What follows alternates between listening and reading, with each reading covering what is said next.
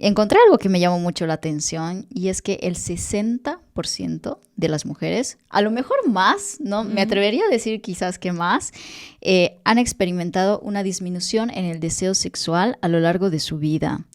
¿Por qué sucede este fenómeno y qué podemos hacer al respecto? Es un tema importantísimo, es el primer tema que surge en terapia sexológica y de pareja, ¿vale? Temas de deseo. Como bien dices, un 60%, si miramos otros estudios, incluso más. Sí. Y en función también de la edad cambia y de las culturas también. Y muchas veces pensamos que es porque, claro, si naces como mujer o te socializas como mujer, necesariamente tienes menos deseo. Esto se escucha mucho, ¿no? Los hombres siempre están dispuestos a tener relaciones, las mujeres no. Y aquí hay un punto interesante y es que no por nacer con vulva tenemos necesariamente menos deseo, pero sí que la vida sexual que tenemos y nuestro bagaje acerca de la sexualidad que tenemos marca la diferencia. Uh-huh. Para empezar, las mujeres tenemos menos propensión a masturbarnos, con lo cual, si nos conocemos menos y tenemos menos rutina de autoexploración y autoestimulación, menos deseo tendremos. Digamos que el sexo llama al sexo. ¿Vale? Okay. Si nos masturbamos tenemos más dopamina y más placer, con lo cual tendremos más ganas de repetir esa experiencia. ¿Vale? Sucede un poco como el deporte. Si voy a hacer al gimnasio y hago deporte y salgo de allí súper estimulada y reconfortada, etc., tengo ganas de volver. Vale, ¿no? Y se establecen estas rutinas. Por otro lado, desde luego hay temas hormonales, la fluctuación del ciclo menstrual o incluso de la menopausia. Marca unos ritmos diferentes, pero también hay un tema muy importante que es todo el estigma que tenemos, ¿no? Alrededor de la sexualidad. Vivir la sexualidad desde un lugar más sano, feliz y de disfrute nos predispone a, pues eso, explorarnos, a tener ganas de descubrirnos más, conectar con nosotras mismas. Sin embargo, si esto va hacia la dirección opuesta, que es lo que sucede mayoritariamente, pues esto no sucederá. Entonces, nuestra forma de educarnos también y de mantener esas narrativas sociales sobre la sexualidad, que nos castiga un poco, que nos reprime un poco, que nos oprime un poco, todo esto tiene un impacto luego en el blanco más fácil de la sexualidad, que es el deseo. Entonces, tendremos menos ganas de relacionarnos con la sexualidad. Mira, a mí me parece muy curioso cuando hablamos de estos temas ya con otras invitadas, surgen comentarios como, ¿por qué le damos tanta importancia al sexo, no? Sobre todo de mujeres, ¿por qué tanta importancia al sexo? Que la vida no es sexo, ¿no? Y es como, me surge esta pregunta, ¿realmente podemos vivir sin sexo? ¿Cuál es el impacto en nuestra vida, en nuestra salud, en nuestro bienestar, en nuestra felicidad? ¿Cómo lo ves? Qué buena pregunta. Porque la respuesta es, ¿podríamos vivir sin sexo? Depende, cada persona es muy diferente. Entonces, sí que es verdad que tenemos una idea de la sexualidad muy distorsionada, ¿vale? Desde muy pequeñitas, incluso cuando ya crecemos muchísimo. Yo tengo conversaciones con gente que tiene una edad más avanzada y su vivencia de la sexualidad está muy distorsionada. Y el sexo a veces tiene un lugar demasiado magnificado. Y por otro lado, también hay gente que va hacia lo opuesto, ¿no? Y le deja un espacio muy, muy pequeñito a su sexualidad a lo largo de su vida. Tiene muy poco oxígeno la sexualidad. Entonces, yo creo que hay que encontrar un poco el punto medio para cada una. Y en qué punto te sientes cómoda teniendo relaciones sexuales contigo misma o con otras personas, hablando de sexualidad, teniendo conversaciones como estas o escuchando un podcast que hable de sexualidad, ¿no? ¿Qué espacio tiene tu sexualidad a lo largo de tu vida? ¿Podríamos no tener sexo? Sí, pero es sano tener sexo, porque el sexo no es solo contacto físico, no es solo contacto genital, sino que tiene que ver con temas de autoestima, de autoimagen, de placer, tanto físico como mental. Cuando tenemos sexo, sobre todo con nosotras mismas, estamos más predispuestas a fantasear también. Y las fantasías también nos llevan a otros lugares de nuestra esfera erótica muy importantes, ¿no? Entonces, está bien tener sexo, sí. La verdad y es me importante. llama la atención lo que acabas de decir, ¿no? Sexo con una misma, porque cuando pensamos en esto, pensamos que necesitamos sí o sí pues esa pareja y quizás muchas mujeres no tienen esa pareja ideal. Bueno, aquí ya podemos abrir otro melón, ¿no? Pero sí, ¿no? O sea, ¿necesitamos realmente de otra persona para tener una vida sexual activa? Mira, cuando hablamos de sexo normalmente lo relacionamos, como decías, con sexo compartido, con otra persona. Cuando hablamos de nosotras mismas, hablamos de masturbación. Y muchas veces al tener pareja dejamos de lado la masturbación. Es como que ya esa necesidad ya está cubierta. Y no es así. Son dos dinámicas muy diferentes. Cuando tienes sexo contigo misma, no solo te dedicas más tiempo de placer, sino que también exploras más, fantaseas más, tienes mucha más libertad, el ojo de la otra persona no está, con lo cual te sientes menos juzgada, vives tu sexualidad de una forma mucho más íntima y de otra manera, digamos. Cuando estás con otra persona, entran otras dinámicas.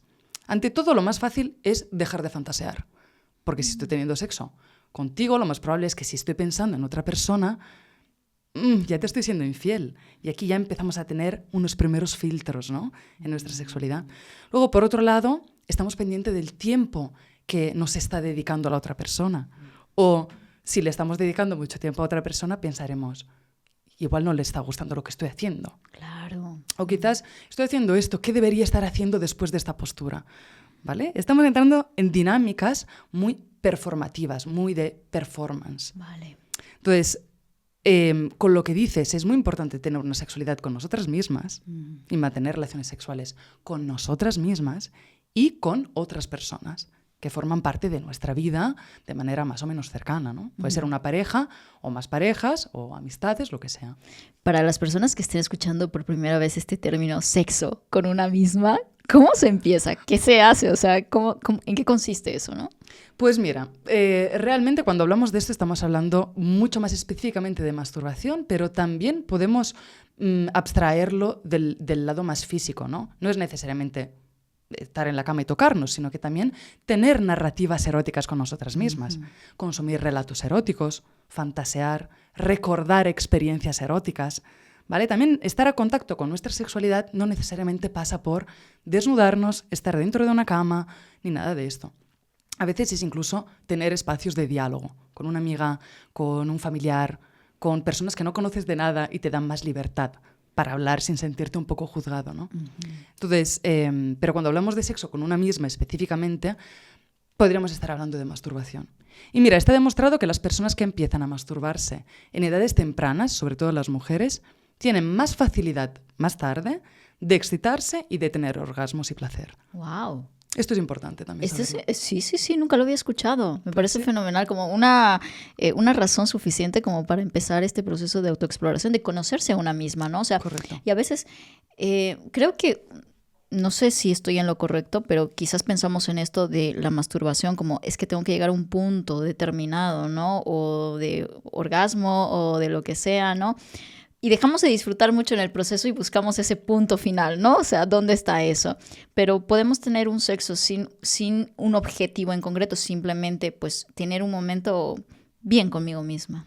Yo estoy súper de acuerdo con lo que acabas de decir y de hecho muchas veces lo planteamos incluso en la praxis clínica, pero también cuando hacemos educación o divulgación empezamos a sustituir palabras. En lugar de orgasmo hablamos de placer, buscar el placer.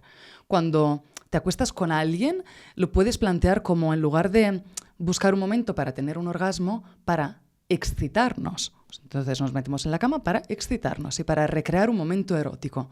Ya está, da igual hacia dónde va, da igual cuándo se pare y da igual lo que suceda obviamente mientras esté todo consensuado. Claro. Pero estoy muy de acuerdo con que no necesariamente necesitamos una meta o una finalidad que sea el orgasmo. Tenemos una sociedad muy orgasmocentrista. Ya. ¿No?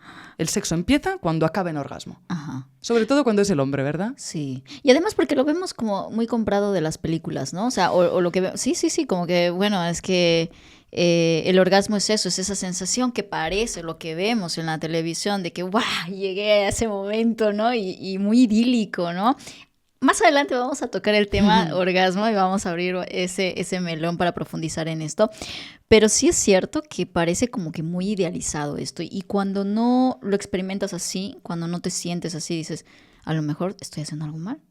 Totalmente. Sí, el orgasmo marca un poco la diferencia entre soy capaz de proporcionar placer y de recibirlo. Entonces, mucha gente, cuando intenta darle un orgasmo a su pareja, ¿vale? Porque además, claro, entras en esta mentalidad de un poco útil.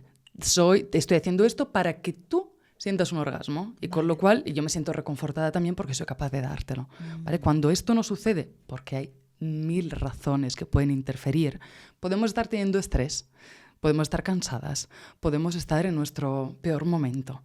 ¿Vale? Pueden haber realmente 1000 cosas o conflictos con la pareja que nos imposibilitan también tener un momento de relax. ¿Vale? Cuando pasa todo esto, empezamos a tener dudas y las dudas empiezan a insinuarse y generar pensamientos intrusivos. Y esto hace que durante el sexo estemos revisándonos todo el rato y estando súper vigilantes con nosotras mismas, etc. Y esto también no solo nos afecta a nosotras como mujeres, sino que también al hombre, el hecho de no hacer que la persona, su pareja, tenga un orgasmo. Esto es súper desafiante e incluso frustrante. Hay otro dato que dice que el 90% de los hombres heterosexuales se preocupa por estar pendiente de su pareja, está teniendo orgasmos o está fingiendo. De los hombres. De los hombres. Wow. Que pensaría que un hombre es como más egocentrista, ¿no? O sea, solamente buscando su propio placer y no. Cuando luego se le pregunta más en investigaciones más anónimas, pasa esto. Wow. Sí, no sabía. Es interesante, Claro. porque luego hay un porcentaje de gente elevadísimo que está fingiendo y un porcentaje elevadísimo que está preocupado. Entonces, ahí evidentemente hay un espacio donde nadie se está comunicando, ¿no? Qué fuerte. ¿Y cómo podemos encontrar ese espacio como de relajación cuando nos sentimos muy tensas, ¿sabes? O sea, es que aquí hay mucha tensión, estoy pensando en lo que voy a hacer después y no sé qué. ¿Cómo encuentro ese momento de hacer de ese acto sexual un momento placentero, un momento de presencia? ¿Qué se necesita? ¿Qué nos recomiendas? Bueno, lo primero yo diría que, como te decía, no estamos teniendo sexo para tener un orgasmo, sino que estamos teniendo un momento de intimidad para excitarnos. Okay. Y luego también desprendernos un poco de la idea de que el placer, pues eso, necesariamente tiene que acabar con unas prácticas eróticas en concreto, con un guión. ¿Vale? Podemos hacerlo completamente nuestro y no hace falta que se sigan pues eso, unos patrones. Muchas veces aprendemos, incluso culturalmente, aprendemos que el sexo empieza con A, luego sigue con B, C, D, etc. Sí. ¿Verdad? ¿Es así? Sí, 100%. Todo el mundo hace un poco lo mismo. Claro. Con el mismo orden. ¿Vale? Como si fuera un guión, ¿no? Como si fuese un guión. Ajá. Y también desprendernos un poco de el foco penetración. Lo tenemos en el ADN cultural ya. Es como si sin eso no hubiese sexo. Y de hecho aquí hay un tema. Si no tenemos penetración, lo más probable es que estemos teniendo preliminares, ¿verdad? La gente dice, no hemos tenido sexo, hemos tenido preliminares. ¿Habéis tenido sexo? O sea, el sexo realmente se puede dar de 1000 formas. No hace falta ni siquiera que haya contacto físico, como te decía. Podemos estar intercambiando mensajes con una carga erótica importante y eso también se considera acto sexual en el fondo. Claro. Pero entonces, ¿cómo reconozco que estoy teniendo o sea, estoy teniendo sexo? O sea, porque me siento en placer, porque, o sea, ¿cuál sería como esa señal, no? Porque digo, bueno, entonces, ¿qué es el sexo, no? O sea, claro, ¿qué es el sexo? Pues según lo que nos dice la sociedad es tener penetración. Claro. Según cuando lo hablamos con la gente, realmente, y le explicas que el sexo no pasa por ahí, no hay una aduana que es la penetración que te dice, bueno, antes de esto no lo has tenido y después sí. Entonces te das cuenta de que las prácticas eróticas y el sexo es un abanico muy amplio. Tú sabes cuando estás teniendo una intimidad erótica con otra persona. Da igual si hay diálogo o no, o comunicación explícita. Da igual que le digas, estamos teniendo sexo. Ya lo sabes, ¿verdad? Vale. Pues allí ya sabemos que estamos teniendo una experiencia sexual. Entonces esto es muy importante también. ¿Y cómo nos podemos quitar de la mente este concepto tan metido de la sociedad, ¿no? De el acto sexual es penetración, o sea, ¿cómo quitamos eso de nuestra cabeza, ¿no? O sea, ¿cómo trabajamos nuestra mentalidad? Eso nos llevará un tiempo a nivel colectivo. Sí que es verdad que si vemos otros colectivos, por ejemplo, un poquito más queer o más no heterosexuales, digamos, no heteronormativos, vemos que allí el espacio para el disfrute y el sexo cambia mucho y hay prácticas muy diversas. Por ejemplo, si vemos mujeres que tienen sexo con mujeres, vemos que ahí se focaliza mucho en el clítoris, en prácticas sexuales con tiempos de placer diferentes, con más comunicación, más apertura, incluso entran en la ecuación los juguetes eróticos, ¿vale? Entonces aquí ya vemos que hay mucha más variedad. Claro. Y esto hace también que los niveles de disfrute cambien. Aquí tenemos una cosa llamada brecha orgásmica, que se verifica. ¿A qué se refiere? La brecha orgásmica es la diferencia en número de orgasmos entre colectivos, ¿vale? Entonces, hombres heterosexuales tienen una tasa de orgasmos del 96%, si no recuerdo mal. Mujeres heterosexuales, 65%. Wow. ¿Vale? Es como la brecha salarial, pero, Sí. pero de placer y de orgasmo, concretamente de orgasmo aquí.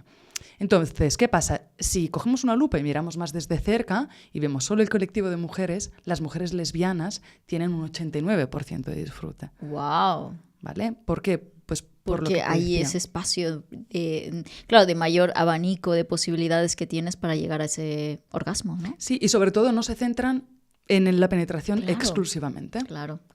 Qué maravilloso. O sea que la no penetración también tiene muchísimos beneficios, evidentemente, para ambos, ¿no? O sea, Para al ambos, final- correcto. Sí, además el foco del placer nosotros lo tenemos muy identificado con, pues eso, la penetración, la vagina. Sin embargo, si tenemos vulva y vagina, la vulva es la parte de fuera de los genitales, ¿vale? De una mujer.